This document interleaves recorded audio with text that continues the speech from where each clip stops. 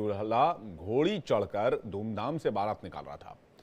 दूसरी तरफ एमपी के सीहोर में दलित परिवार का दबंगों ने सामाजिक बहिष्कार कर दिया। दलित परिवार के राशन पानी पर प्रतिबंध लगा दिया क्योंकि मकान बनाने को लेकर दबंगों से परिवार का विवाद हो गया था।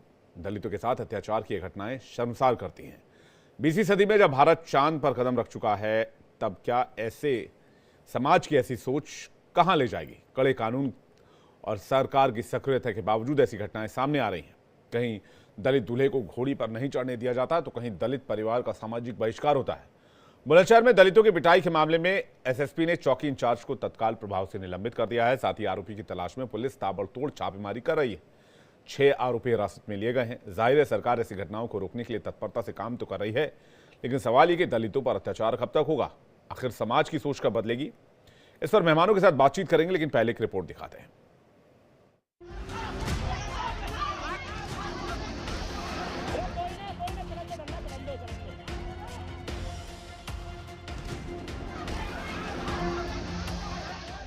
भले ही इंसान चांद पर आशियाना बनाने का ख्वाब देख रहा हो, लेकिन इंसान की सोच जाति, बिरादरी और धर्म में अभी भी उलझी हुई है। ये ऐसी तस्वीर है जो बहुत कुछ बयां कर रही है, जिसे देख आप खुद समझने की कोशिश की।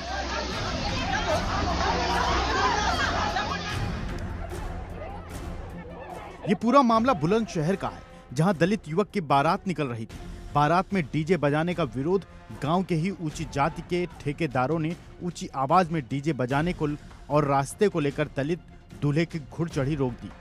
इसी बात को लेकर ठाकुर समाज के लोगों ने दलित बारात पर हमला बोल दिया। दलित बारातियों को बुरी तरह पीटा गया। इसमें दर्जन भर से अधिक बाराती घायल हो गए।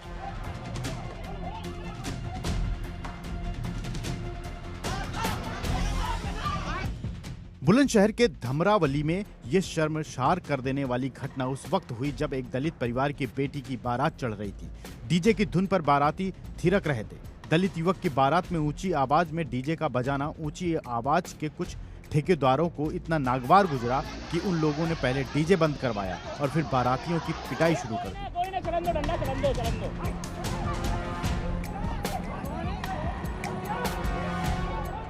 सूचना मिलने के बाद इलाके की पुलिस मौके पर पहुंची और घायल बारातियों को अस्पताल पहुंचाया। हैरानी की बात है कि पुलिस की मौजूदगी में भी ऊंची जाति के दबंगों ने खूब बवाल काटा और बारातियों को खूब धुनाई की। पीड़ितों ने बताया कि आरोपियों ने उन्हें धमकी भी दी थी।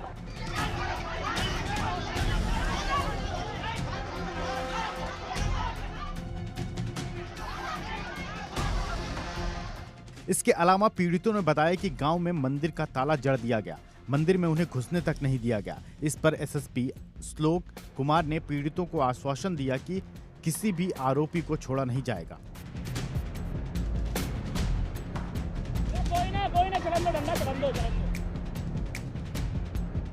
बुलंदशहर के गांव धमरावली में दलित बारात की पिटाई मामले में एसएसपी श्लोक कुमार ने चौकी इंचार्ज राजेश यादव को तत्काल प्रभाव से निलंबित कर दिया है।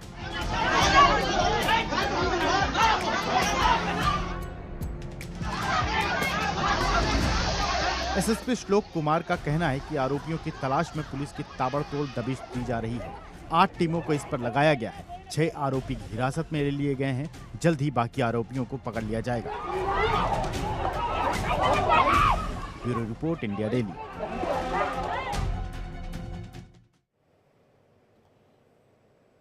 बातचीत करने के लिए रमनीश वत्स, नेता बीजेपी, हमारे साथ जुड़ेंगे। यश भारतीय प्रवक्ता एसपी हमारे साथ जुड़ेंगे। प्रोफेसर संदीप यादव, दलित चिंतक, हमारे साथ जुड़ेंगे और प्रोफेसर विवेक सिंह, राजनीतिक विश्लेषक, हमारे साथ इस वक्त जुड़ गए हैं। रमनीश वत्स के पास सबसे पहले जाएंगे। रमनीश, क्यों इस तरह के मामले सामने आते हैं बार बार? विवेक जी, सबसे पहली बात है कि बात यदि एंगल निकाला जाए, दलित युवक की बात है या ऊंची जाति की बात है, जात पात का एंगल निकालना इसमें मुझे लगता है सही नहीं होगा। कोई भी दबंग और दबंगियत दिखाता है इस तरह का, किसी के साथ भी यदि होता है ऐसा शुभ मौके पे, यदि आप इस तरह की दबंगियत दिखाते हैं, ये बहुत ही ज्यादा शर्मनाक है, ये गलत है, ये अक्षम्य है, इसे क्षमा नहीं किया जा सकता है। क्योंकि सबकी अपनी अपनी आजादी है। हम इस लोकतांत्रिक प्रणाली के देश में, हम जिस देश में हम रहते हैं, पाकिस्तान में तो हम रह नहीं रहे हैं, तो सबको आजादी है। चाहे चाहे दलितों की बात आती है, चाहे ऊंची जाति, किसी भी जात की बात, जात पात की बात आती है, आखिर यदि विवाह का मौका है, इतना इतना अच्छा मौका है, और यहाँ पे किसी भी तरह की मुझे लगता है यदि नेग्लिजेंसी किसी के द्वारा भी दिखाई गई है, मुझे लगता है गलत है। लेकिन आप देखेंगे एक दूसरा एंगल, आप देखें कि पुलिस की तुरंत कार्रवाई होती है इसमें, और जो भी दबंग है इसमें गलत गलत किया है उसके साथ कार्रवाई हुई है। और आप देखिए 6 लोगों की गिरफ्तारी हुई है, जो बुलंदशहर का मामला है। लेकिन मामला एक और भी है, मुझे लगता है इस बात का आप इसके ऊपर डिबेट भी कर रहे हैं। बात है कि जो मुरादनगर का भी एक मामला आता है, जिसमें आपने सुना होगा कि किस तरह से दबंग जो है गुलफाम और कैफ, इन लोगों की गिरफ्तारी भी हुई है। लेकिन ये सपा के शासनकाल में हमने देखा कि किस तरह के दबंगों जो है दबंगियत करते थे। अभी आप देखें 6 महीने पहले एक दलित युवक जो है बरेली की घटना है, उसमें मुस्लिम युवक जो है किस तरह से पिटाई करते हैं, उसकी मौत के घाट उतार दिया जाता है। उन्नाव का घटना है, पीलीभीत में की जो घटना की बात है 2 वर्ष पहले। तो हमने देखा कि सपा के शासन काल में दबंगियत करने वालों के, दबंगों के साथ सरकार का भी साठगांठ रहा करता था। हमने देखा है कि सपा के शासन नहीं, काल आप में कह रहे हैं कि हिंसक इसको जात पात के एंगल से या ऊंच नीच के एंगल से नहीं देखा जाना चाहिए। यश भारतीय, प्रवक्ता समाजवादी पार्टी, इस वक्त हमारे साथ जुड़ रहे हैं। यश, क्या कहेंगे आप? रमनीश कह रहे हैं कि इसको ऊंच नीच वाले एंगल से नहीं देखा जाना चाहिए, ये दबंगों ने जो किया है उसे पूरी सजा उत्तर प्रदेश में दी जाएगी। नहीं, जिस तरीके से वो लगातार समाजवादी पार्टी का भी नाम ले रहे थे, मैंने सुना, तो धन्यवाद इनका। ये हमें मानते हैं कि हम सत्ता में हैं, सरकार में जिम्मेदार हैं, जिम्मेदार लोगों से सवाल होते हैं, गैर जिम्मेदार लोगों से सवाल नहीं होते। जो सत्ता में होते हैं उनसे सवाल होते हैं, जो सत्ता में नहीं है उनसे काहे के सवाल। लेकिन ये जिस तरीके से बात कर रहे हैं, सर लगता है ये गैर जिम्मेदार है, सरकार में नहीं है, इनके पास कुछ करने को नहीं है, इसीलिए सवाल हमसे पूछे जा रहे हैं। जिम्मेदारी हमारी तय की जा रही है कि सपा शासन में जो आज हुआ है, जो आपका आज विषय है, ना गलत ट्रैक पे ले जा रहे हैं विवेक जी ये चीजों। लगातार जिस तरीके की घटनाएं हो रही हैं, कहा गया उसको ही सामने परोसा तो अच्छा रहेगा। एनसीआरबी के जो आंकड़े कहते हैं, हम और भी घटनाएं लगातार देख रहे हैं जिस तरीके से घटित हो रही हैं। देश के प्रधानमंत्री, भारतीय जनता पार्टी के बड़े नेता 11 महीने के अंदर 3 बार धीरेन्द्र शास्त्री से मिलते हैं। वो धीरेन्द्र शास्त्री जो नारा तो लगा रहे हैं जात पात की करो विदाई, हिंदू हिंदू भाई भाई, लेकिन जब सामूहिक विवाह करते हैं तो ये कहते हैं हम इतने दलित लोगों की विवाह कर रहे हैं। अरे दलित लोगों की विवाह कर रहे हो तो पंडित भी दलित बैठा दो ना, जो ब्राह्मण वहां पे शादी करेगा उसको भी दलित बनाओ, अब तो जात पात की विदाई होगी। लेकिन वहां आप सिलेक्टेड जाति ब्राह्मण ढूंढ करके शादी करोगे, और जिसकी शादी हो रही है उसकी जाति ढूंढ रहे हो कि दलित हो रहा है। तो ये जाति को जो बढ़ावा देने की जिस तरीके की गतिविधियां हो रही हैं, अगर आपको चीजें करनी है तो उनको हक अधिकार दीजिए, नौकरियों में दीजिए, शिक्षा में दीजिए। वहां हक अधिकार से आप वंचित रखना चाह रहे हो। देश भर में कितने वाइस चांसलर हैं, कितने प्रोफेसर हैं, कितने लोग कहाँ हैं, उस बात की बात कीजिए। इसीलिए तो हम जाति जनगणना की बात करें ताकि हक अधिकार से लगातार जो वंचित हो रहे हैं, जो भेदभाव हो रहा है, वो तभी खत्म होगा जब सब लोग एक साथ मिलकर के काम करेंगे, मुख्यधारा में आएंगे। विवेक जी कौन बोल रहा है आज? जात पात वाली बात बोल रहे हैं ये, इनको भूलना नहीं चाहिए। डीएम और एसडीएम 86 एसडीएम जो होते थे एक ही जात पात वाले होते थे, और जो समाजवादी कह करके तो आए थे, लेकिन परिवारवादी और जातिवाद का किस तरह से इन्होंने जो परिपाटी जो इन्होंने सवाल कर लिया हो तो मैं जवाब दे दूं इसी बात का। छुपा हुआ नहीं है, किसी से छुपा हुआ नहीं है। बीच में क्यों बोल रहे हैं? थाने में कौन, बीच में क्यों किसकी तैनाती होती थी, किसकी पोस्टिंग होती थी, और एक ही जाति को किस तरह से प्रोत्साहित किया जाता है। एक एक करके प्लीज, एक आप थोड़ा लेट जुड़े, यश जी आप थोड़ा लेट जुड़े, एक एक करके प्लीज, आप थोड़ा, यश जी आप थोड़ा लेट जुड़े, जवाब दे दीजिए प्लीज। उसके जवाब दे।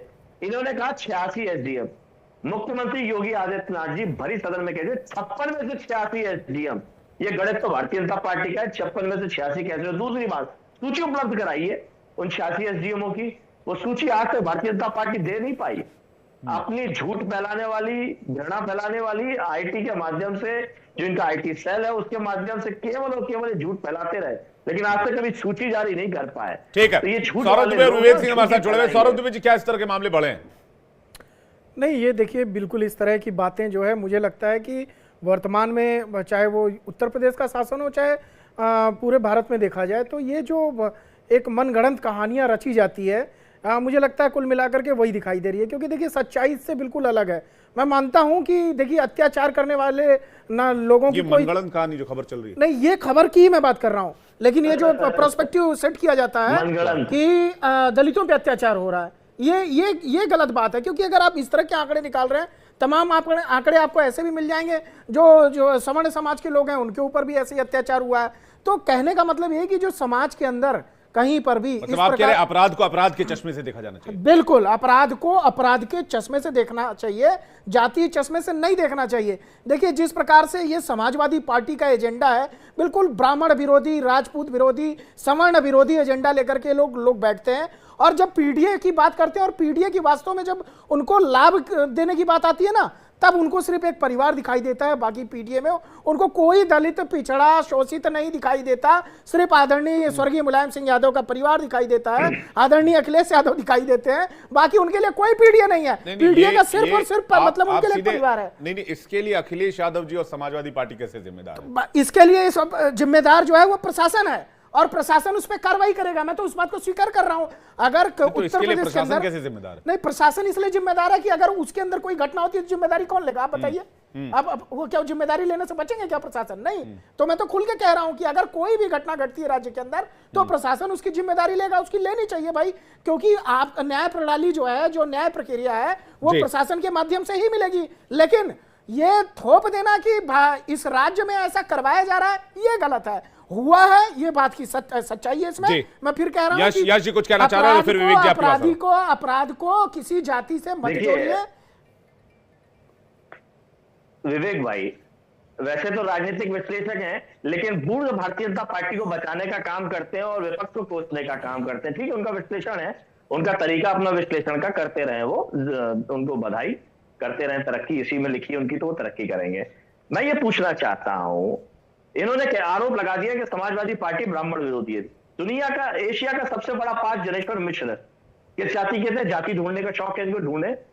लोहिया जी, लोहिया पार्क बनाया गया, किस जाति के हैं? लोहिया जी के नाम पे तमाम योजना और तमाम काम किए गए, किस जाति के हैं? क्या मुलायम सिंह यादव जी के नाम पे योजनाएं बनाई गई? क्या मुलायम सिंह यादव जी के परिवार के नाम पे योजनाएं बनाई गई? बिल्कुल बनाई गई। कहां चले गए? आज नेता विपक्ष माता प्रसाद पांडे जी हैं, हम सवर्ण विरोधी हो गए। हमारे मुख्य सचेतक जो भाग गए वो ब्राह्मण थे, तब क्या बात हुई थी?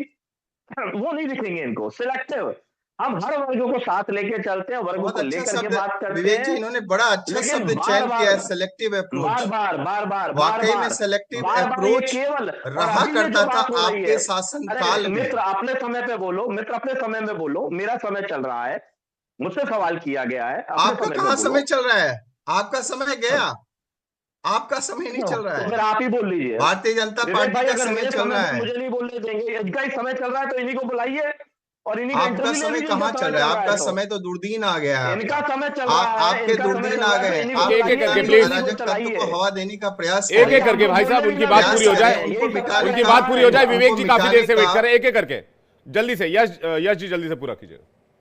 विवेक भाई, स्पष्ट तौर पे गाना आपके यहाँ बजेगा नहीं क्योंकि आप दलित हैं, घोड़ी पे आप चढ़ेंगे नहीं क्योंकि आप दलित हैं, मूछे आप रख ले सकते हैं क्योंकि आप दलित हैं। इस तरह की मानसिकता ये पेश कर रहे हैं यहाँ पर। अरे चलिए बताइए ना, आप पुजारी किस जाति का ढूंढ करके लाए? इस तरह की ठीक है विवेक जी, एक सेकंड रमनीश जी, एक सेकंड देखिए, अगर वो अपनी बात पूरी करना चाह रहे तो बार बार इंटरप्ट करके कोई फायदा तो है नहीं। वो एक बार बात पूरी कर लें, फिर आप काउंटर कर लीजिएगा। विवेक जी भी काफी देर से वेट कर रहे हैं। विवेक सिंह आपको कुछ रिप्लाई करना चाह रहे हैं? विवेक सिंह जी। विवेक जी, मैं सबकी बात बड़े ध्यान से सुन रहा था। मुझे लगता है जब तक 2 मिनट तक मुझे कोई इंटरप्ट नहीं करेगा। पहले इस जो आपने मुद्दा उठाया उस पर मैं आता हूँ, लेकिन अभी जो समाजवादी पार्टी के जो प्रवक्ता है उन्होंने गंभीर बात कही है। लेकिन देखिए, उनको समझना चाहिए कि यहाँ लोकतंत्र है, यहाँ जबरदस्ती नहीं होता। किसी, आपने कहा ना बागेश्वर धाम का आपने नाम लिया, किसी राजपूत लड़की का, किसी जो है ब्राह्मण लड़की का जो है किसी के साथ शादी कर दिया जाएगा, या व्यक्तिगत मामला है, किसको किसके साथ शादी करना है व्यक्तिगत मामला, आप इसके ठेकेदार नहीं है। तो आप जरा सोचिए कि आप क्या बोल रहे हैं। दूसरी बात यह है कि आज का सवाल है, मैंने नहीं कहा किसकी शादी, अरे अभी आपको फिर से मैंने कहा आप कैसे बोल रहे हैं किसी का एक एक करके ठेकेदारी है क्या? यश जी इसके बाद आप ही के पास आ रहा हूं, एक एक करके प्लीज आई रिक्वेस्ट एक तो ही वो करते ये हैं विवेक जी। ये आप अब दलित की शादी होने का देखिए प्रचार क्यों? किसके साथ होगी वो उसके व्यक्तिगत मामला है, उसके परिवार वाले तय करेंगे। आप जैसे जो है लाल टोपी पहन के उसमें नहीं होता, आप चुप रहिए। दूसरी बात है, मैं इस मुद्दे पे आता हूँ। देखिए गांव में ज्यादातर जो है रंजिश होती है, उसका भी एक एंगल जरूर होता है। यहाँ पे देखिए पुलिस प्रशासन अपना काम कर रहा है, क्या हुआ, क्यों हुआ, कैसे हुआ, क्या होना चाहिए था, क्या नहीं होना चाहिए था, ये अलग मुद्दा है और इस पे जो है पुलिस अपना इन्वेस्टिगेशन करेगी। अभी इस पे जो है आप किसी को जो है गलत साबित कर देना, किसी को सही साबित कर देना ठीक नहीं है। लेकिन अच्छे और बुरे लोग हर जगह पे है, हर समाज में है, हर जाति में है। तो यहाँ पे दबंगई पे या जो है गुंडाई करने वालों की जाति आप जो है नहीं निर्धारित कर सकते हैं। लेकिन जैसे चंद्रशेखर आजाद, रावण जैसे जो लोग हैं ना, उनका काम ये है, उनका जो है यही जो है उनका धर्म है, जो राजनीति करेंगे, हर मुद्दे को जो है राजनीतिक चश्मे से देखेंगे और उसको जानकर जो है बना देंगे। तो जाहिर सी बात है ऐसे लोगों से हमें जो है थोड़ा सतर्क रहने की आवश्यकता है, क्योंकि वही उनका धंधा है। और रही बात, इस समय योगी सरकार है, दूध का दूध पानी का पानी हो जाएगा, किसके साथ अन्याय हुआ, किसके साथ अन्याय नहीं हुआ, कौन सही बोल रहा है, कौन झूठ बोल रहा है, तो इन्वेस्टिगेशन का विषय है और उसके बाद जब जांच होगी पता लग जाएगा कौन कौन क्या कर रहा है। लेकिन इसको जो है किसी जाति से जोड़ देना और किसी जाति को थोड़ा भला कहना मेरे ख्याल से आज के समाज में ठीक नहीं है। प्रोफेसर संदीप यादव हमारे साथ जुड़े, दलित चिंतक जी, उसके पर्सनल मैटर है, वह उसके परिवार। प्रोफेसर संदीप यादव हमें जी ठीक है, विवेक भाई वापस लौट रहा हूं। प्रोफेसर संदीप यादव हमारे साथ जुड़ रहे हैं। संदीप जी, अगर आपको आवाज आ रही है तो पैनल में डिस्कशन में कहा गया कि ये मामला क्राइम से जुड़ा हुआ है, इसमें जात पात का एंगल डालना ठीक नहीं होगा। नहीं देखिए, क्राइम से जुड़ा हो चाहे ना जुड़ा हो, इवन क्रिमिनल भी अगर उसकी शादी हो रही है, मान लीजिए कि अगर क्राइम से जुड़ा हुआ है, तो कोई को किसी को उसमें अपने से एक्शन लेने का कोई अधिकार नहीं है। ये ह्यूमन राइट्स का मामला है। और बातें बहुत की जाती हैं कि देश में बराबरी हो गई है, देश में तमाम तरह की चीजें हो गई जिसमें लोगों को अब इस तरह का कोई भेदभाव नहीं है। लेकिन हालत देखिए कि लोगों को माने दूल्हा बन के निकलते हैं लोग आज 21वीं शताब्दी में, और जाति का जो उत्पीड़न है, जाति का जो भेदभाव है, उसका आलम ये है कि उसकी पिटाई होती है। डीजे कौन नहीं बजाता है? दिल्ली जैसे शहर में लोग रात को 11 बजे का नियम है, लोग को 12 बजे तक लोग बजाते रहते हैं, कोई रोकने वाला टोकने वाला नहीं है, पटाखे छोड़ते हैं। तो अब आप ये देखिए कि जो कमजोर वर्ग के लोग हैं, अगर वो अपनी खुशियों में कुछ चीजें कर रहे हैं तो उस पर दूसरों को इस तरह से ऐतराज करने का और इस तरह की सोच उनको कहाँ ले जाएगी, वो कहाँ जाएंगे? इस तरह की सोच बहुत ही अमानवीय सोच है। क्योंकि अगर आप अपनी खुशी को मनाने के लिए फ्रीडम चाहते हो, फ्रीडम है आपको, तो दूसरे हर जाति और वर्ग के लोगों को फ्रीडम आपको देनी होगी। क्योंकि तभी जाके एक इस तरह का समाज बनेगा जिसमें मानवता की बात हो सकती है। तो ये जो बात है, ये जो मामला है, बहुत ही अमानवीय है और ये अत्याचार तब तक नहीं रुकेगा जब तक कि स्ट्रक्चरल चेंजेस नहीं होंगे समाज। जी सौरभ दुबे जी, देखिए पूरी हमने देखा है 2014 के बाद से, चाहे वो केंद्र की सरकार हो चाहे उत्तर प्रदेश में राज्य की सरकार हो, जिस प्रकार से दलितों और पिछड़ों को सबसे ज्यादा सम्मान अगर दिया गया है तो उन्हीं को दिया गया है। देखिए इसके पहले एक राष्ट्रपति रामनाथ कोविंद जी जो है वो हमारे पूरे देश की शोभा बढ़ा रहे थे। उसके बाद जो है दूसरी जो महिला राष्ट्रपति हैं, जो दलित भी हैं, जो आदिवासी भी हैं, और उन लोगों का विरोध करते हुए भी हमने देखा कि कौन से लोग थे जो उनका विरोध कर रहे थे।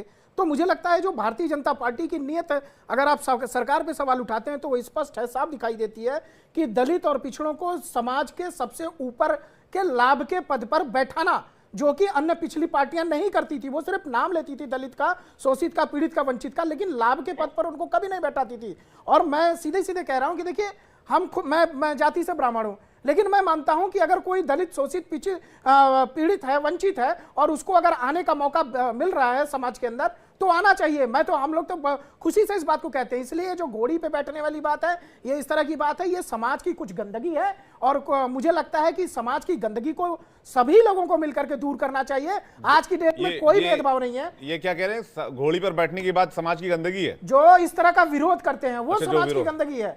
जो लोग बैठ रहे हैं वो बैठने का जो है उसका कोई विरोध नहीं करता, लेकिन जो बैठने के विरोध करते हैं, ऐसे लोगों को ताकत कहां से मिलती है? और संदीप जो कह रहे हैं कि सामाजिक समस्या को सबका साथ सबका विकास कैसे होगा, राय ने दूर इस सोच के साथ कैसे आगे बढ़ेंगे? किस सोच के साथ?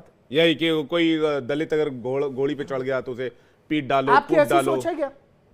नहीं, जिन लोगों के मैं उनको मैं जिन लोगों के उनको मेरी अपनी सोच नहीं है, आपकी सोच नहीं है। आपको तो पैनल पे इसलिए बुलाया ना कि सोच नहीं है, अरे आपको पैनल पे इसलिए बुलाया, आपकी सोच जानने के लिए थोड़ी बुलाया, मैं आपसे इस पर जरा आपकी राय जानना चाहता हूं। मैं आपको वही बता रहा हूं कि आज के वर्तमान युग में हमारी सोच नहीं है, आपकी सोच नहीं है, समाज एक सेकंड में आ रहा हूं रमनीश जी, सभी लोगों यश कुछ कहना चाह रहे हैं, ऐसी सोच नहीं है। तो मेरा कहने का मतलब है कि मैं समाजवादी पार्टी हो, चाहे बसपा हो, चाहे कांग्रेस पार्टी हो, सभी लोग अगर इस तरह की समाज में कोई भी कुरीति है, इस तरह की कुरीति को उस पर तुरंत जो है उसका विरोध भी करना चाहिए और उस पर लगाम लगाने के लिए सबको मिलकर के साथ आना होगा। लेकिन भारतीय जनता पार्टी पे और सरकार पे आरोप लगाना ये पूर्ण रूप से राजनीति है। विवेक भाई,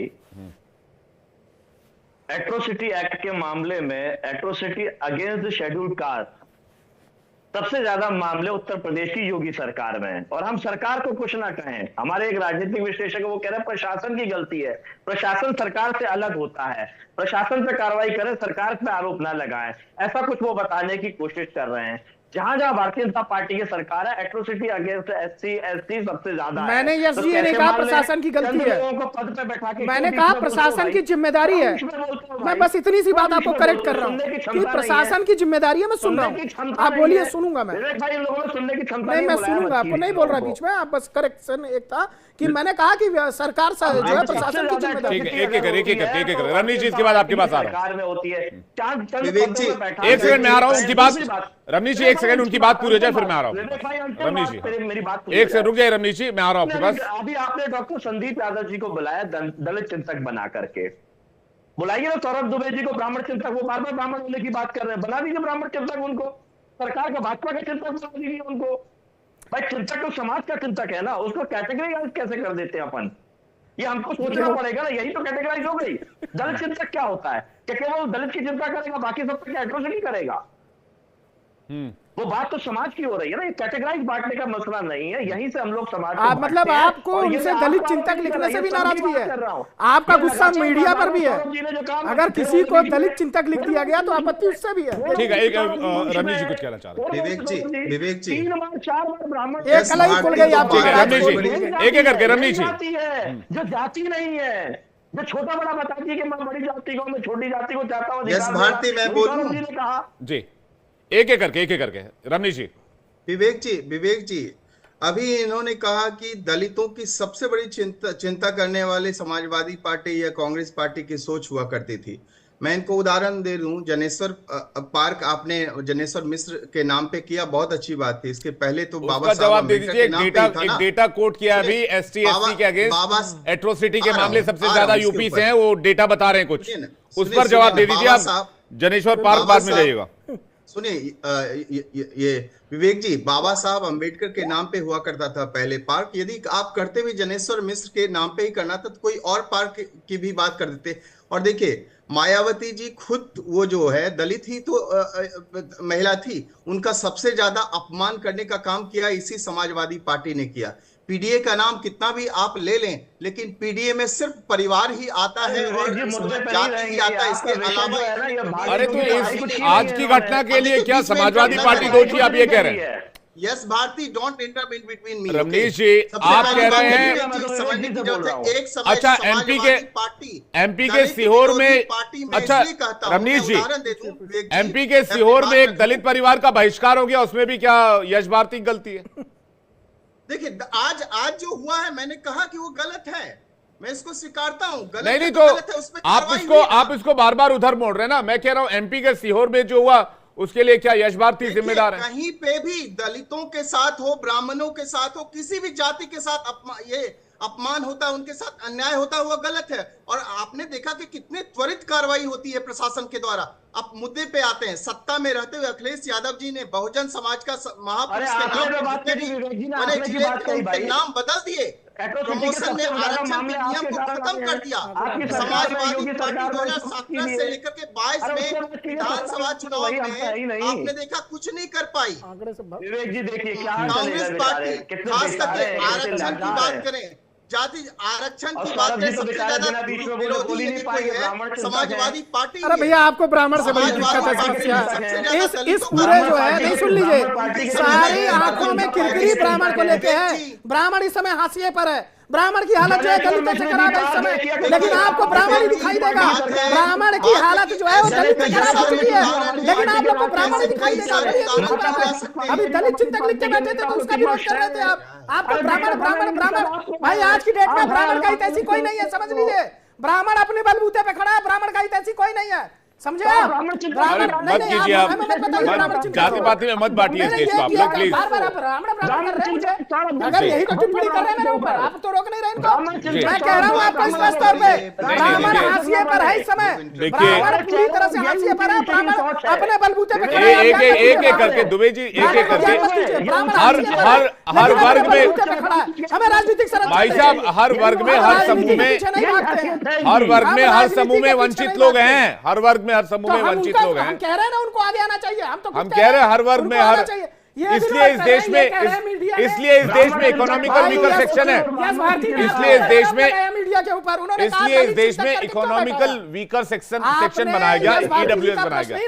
एक एक करके, एक एक करके, दलित चिंतक करके, एक एक करके सर, एक एक करके, एक एक करके सर, एक एक करके, एक एक करके, एक एक करके, एक एक करके जी। इसीलिए बीच में बोलेंगे, बार बार बोलेंगे। मैं आपके बीच में तो एक बार भी नहीं बोला, आप ही ज्ञान दे रहे हैं। आप लगातार बोल रहे हैं, ब्राह्मण बोल रहे हैं। मैं आपको स्पष्ट कह रहा हूं। नहीं, मेरा सवाल ये था, बात सिर्फ यूपी की नहीं है, बात एमपी की भी है, राजस्थान की भी है, दूसरे स्टेट्स की भी है। अब देखिए एक रिपोर्ट छपी 23 सितंबर 2024 को, जिसको वो कोट कर रहे हैं कि दलितों पर अत्याचार के मामले में राजस्थान, एमपी और यूपी जो है स्टेट आगे है। हालांकि इन राज्यों में पॉपुलेशन भी बहुत है, लेकिन ये जो रिपोर्ट है उस पर क्या जवाब देंगे आप, जिसको यश भारती कोट कर रहे थे? देखिए, मैं तो एक बात स्पष्ट तौर पे कहता हूं कि जो हालात उत्तर प्रदेश के और पूरे देश के पिछली सरकारों ने करके दिया, इतनी जो है व्यवस्था को गड़बड़ करके दिया, उसी व्यवस्था को सुधार रही है भारतीय जनता पार्टी, उसकी सरकार। और मैं मानता हूं कि उसके अंदर जो है और तेजी से कार्रवाई ऐसे लोगों पे करनी चाहिए जो ऐसी दबंगई दिखाते हो, जो इस प्रकार की जो है कुकृत्य करते हो कि किसी भी समाज का कोई भी व्यक्ति है, सब लोग सम्मानित हैं, कोई दलित हो, पिछड़ा हो, सब हमारे भाई हैं, हम लोग सब एक समान है। कोई जाति व्यवस्था में हम किसी तरह का कोई विश्वास नहीं रखते हैं। सबको एक शिक्षा मिले, सबको एक स्वास्थ्य मिले, इसी बात पर भारतीय जनता पार्टी, उसकी सरकार चल रही है। आंकड़े जो आप कह रहे हैं, आंकड़ों में सुधार होना चाहिए। अभी देखिए भारतीय जनता पार्टी की सरकार, ठीक है, मेरे पास इतना ही समय था। आप सभी लोगों का बहुत बहुत शुक्रिया। ये बात अपने आप में सोचने की जरूरत है। आप सभी लोगों का बहुत बहुत धन्यवाद हमारे साथ जुड़ने के लिए, अपना कीमती वक्त हमें देने के लिए। डिबेट में फिलहाल इतना ही। देश और दुनिया की बाकी खबरों से अपडेट रहने के लिए लॉग ऑन कर सकते हैं www.theindiadaily